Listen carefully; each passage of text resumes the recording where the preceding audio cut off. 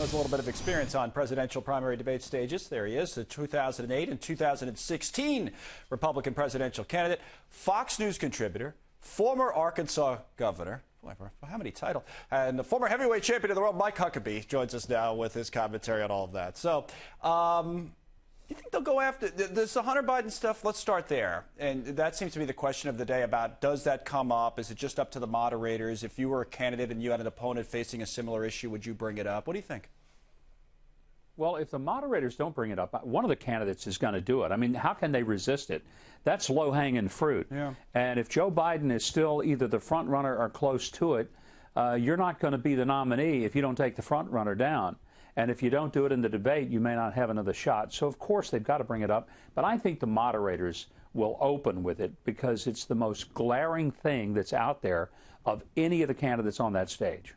I wonder if you're right about that. I agree that they will bring it up. I'd be shocked if they don't. I wonder if they'll actually open with it. I guess we'll see. The Buttigieg stuff was kind of interesting, too, in the sense that if you're someone like Mayor Pete, right, you're running in this race and you're still in the single digits, but you're raising a lot of money, is there kind of a fine line that you have to walk here between going after the front runners, trying to become the front runner yourself, and maybe not wanting to make too many people too angry in case they pick you as their running mate or want to at some point? Well, you got to be careful because everything you say can and will be used against you in a campaign. And I'll give you a good example of that. A candidate who attacks another candidate and says, this guy's not fit to be president, and then that guy gets the nomination. And the candidate who said he wasn't fit to be the nominee gets up at the convention and says, he's going to be the greatest president ever. The obvious question, which time were you lying? We see it when all you the said time, he wasn't fit? I mean, let's be honest. Well, We've seen it now. You do. There's a lot of people, I mean, to be fair, but Lindsey Graham is a very good friend of President Trump's now, right? I mean, they said all kinds of stuff. They're giving each other's phone numbers out during the campaign. Right.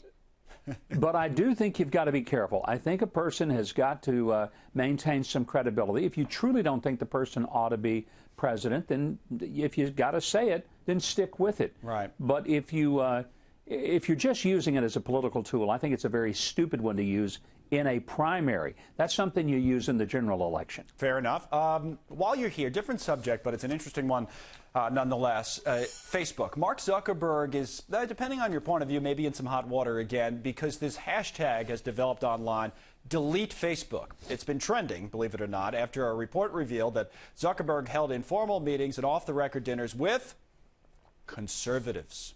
So Zuckerberg had a response to that. He says, to be clear, I've had dinners with lots of people across the spectrum, meeting new people, hearing from a wide range of viewpoints. That's part of learning. If you haven't tried it, I suggest you do. Your take, Governor, on all this.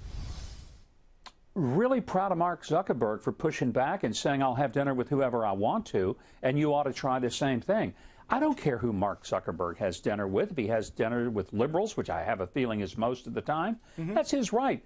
I just want him to run Facebook as a fair platform so that it's not geared toward trying to point people to a point of view.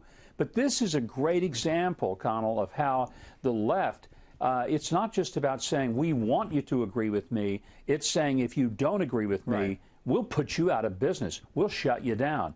You know, the First Amendment guarantees 5 things, one of which is peaceful assembly. You can visit with whoever you want.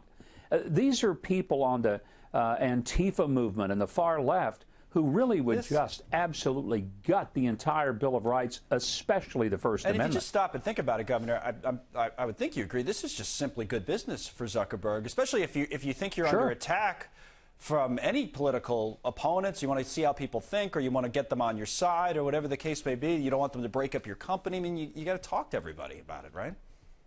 That's exactly what you do. I mean, you're much better off if you've had relationships with people, the very people that could come after you, whether they're from the media or from Congress.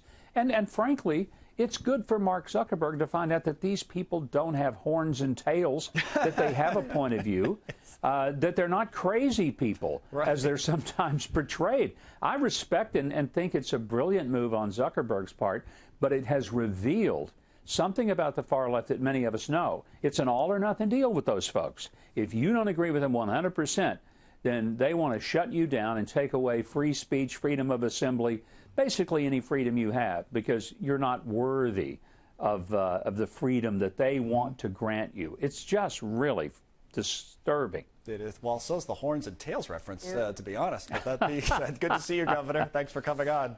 We'll Thanks see you a soon. lot. Okay. Thanks, Connell.